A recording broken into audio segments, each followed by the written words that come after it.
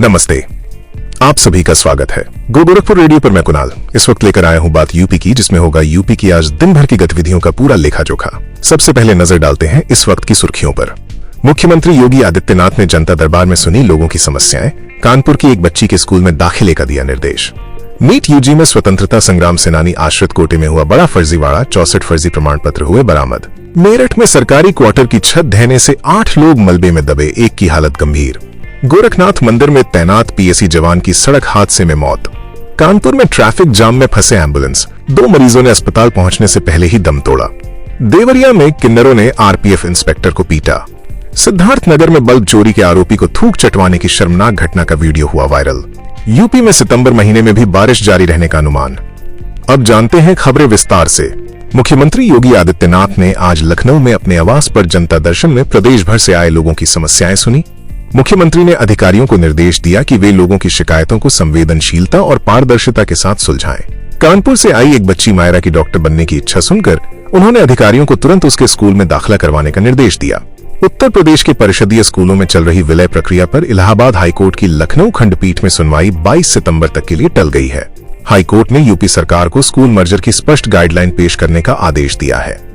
UP NEET UG 2025 की पहली counselling में स्वतंत्रता संग्राम सेनानी आश्रित के प्रमाण पत्रों में बड़ा घोटाला सामने आया है। कुल 64 फर्जी प्रमाण पत्र मिले हैं, जिनमें से 14 अकेले मेरठ से जारी किए गए हैं। प्रशासन अब फर्जी प्रमाण पत्र बनाने वाले गिरोह की जांच कर रहा है।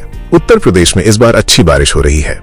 मौसम वैज्ञानिकों का अनुमान है कि ये सिलसिला सितंबर में भी जारी रहेगा। ये बीते 6 सालों में पहली बार होगा जब प्रदेश में औसत से अधिक बारिश दर्ज की जा सकती है। 1 जून से 30 अगस्त तक सामान्य से केवल 2% कम बारिश हुई है। आज भी यूपी के 20 से ज्यादा शहरों में बारिश हो रही है, जिनमें मेरठ, गोंडा और संभल प्रमुख है। मौसम विभाग ने अगले 5 दिनों तक ऐसा ही मौसम बने रहने की संभावना जताई है। राजनीतिक खबरों की बात करें तो बलिया की भाजपा विधायक केतकी सिंह ने सपा अध्यक्ष अखिलेश यादव और कांग्रेस नेता राहुल गांधी पर तीखा हमला बोला है। उन्होंने अखिलेश यादव से मुख्यमंत्री आवास छोड़ते समय ले जाई गई सरकारी टोंटियां लौटाने की मांग की।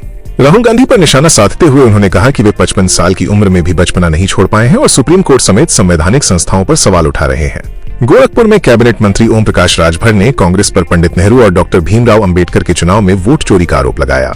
उन्होंने अखिलेश यादव को दगा कारतूस बताते हुए कहा कि वे खुद नहीं जीत पा रहे हैं तो बिहार क्या जिताएंगे। बिहार के दरभंगा में राहुल गांधी और तेजस्वी यादव के मंच से प्रधानमंत्री मोदी की दिवंगत मां पर की गई टिप्पणी के विरोध में सुल्तानपुर और सोनभद्र में भाजपा महिला मोर्चा ने प्रदर्शन किया। सोनभद्र में कार्यकर्ताओं ने राहुल गांधी के बैनर पर लिपस्टिक और बिंदी लगाई और चप्पल से प्रहार किया।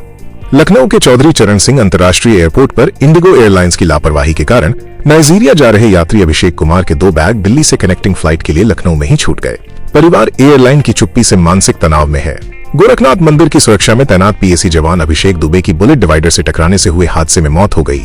उनकी उम्र 27 साल थी। 4 महीने पहले ही उनकी शादी हुई थी। मेरठ पुलिस लाइन के एक सरकारी क्वार्टर की जर्जर छत गिरने से 8 लोग मलबे में दब गए, जिन्हें रेस्क्यू कर अस्पताल पहुंचाया गया। इस हादसे में सरकारी टेलर ओमकार को गंभीर चोटें आई हैं। कानपुर में हैलेट अस्पताल वाली सड़क पर 2 किलोमीटर लंबे ट्रैफिक जाम के कारण 2 मरीजों की जान चली गई। एक बुजुर्ग सड़क हादसे में घायल हुए थे और एक व्यक्ति को सीने में दर्द था। दोनों को अस्पताल पहुंचने में देरी हुई। लखनऊ में गोसाईगंज थाना क्षेत्र के उन्मेद खेड़ा मोड़ पर पवन नामक एक दिव्यांग ऑटो चालक की मोहित नामक युवक ने चाकू से गला रेत कर हत्या कर दी। आरोपी मोहित मृतक के ही गांव का रहने वाला है। ग्रामीणों ने उसे मौके पर पकड़कर पुलिस को सौंप दिया। प्राथमिक जांच में पैसों के लेन देन को लेकर हत्या की आशंका जताई जा रही है। देवरिया रेलवे स्टेशन पर 5-6 किन्नरों ने यात्रियों से जबरन पैसे मांगने के बाद आरपीएफ इंस्पेक्टर आस मोहम्मद को दौड़ा दौड़ाकर पीटा। उन्होंने थाने की कुर्सियां भी तोड़ी और न्यूड होकर हंगामा किया। जीआरपी ने 2 किन्नरों को गिरफ्तार कर लिया है। सिद्धार्थनगर में एलईडी बल्ब चोरी करने के आरोप में एक युवक को भीड़ ने लात घूंसों से पीटा और दुकानदार ने उसे जमीन पर थूक कर चाटने पर मजबूर किया। इस घटना का वीडियो सोशल मीडिया पर वायरल हो रहा है और पुलिस मामले की जांच कर रही है। आजमगढ़ जिले के सरायमीर थाना क्षेत्र से वीरू सोनकर नामक आरोपी को 17 लाख रुपए से अधिक मूल्य की हेरोइन के साथ गिरफ्तार किया गया है। आरोपी के पास से 5,500 रुपए भी बरामद हुए हैं और उसके खिलाफ पहले से 5 गंभीर आपराधिक मुकदमे दर्ज है। तो ये थी यूपी की आज की खास खबरें। कल हम फिर मिलेंगे नए अपडेट्स के साथ। आप सुनते रहें गो गोरखपुर रेडियो। नमस्कार।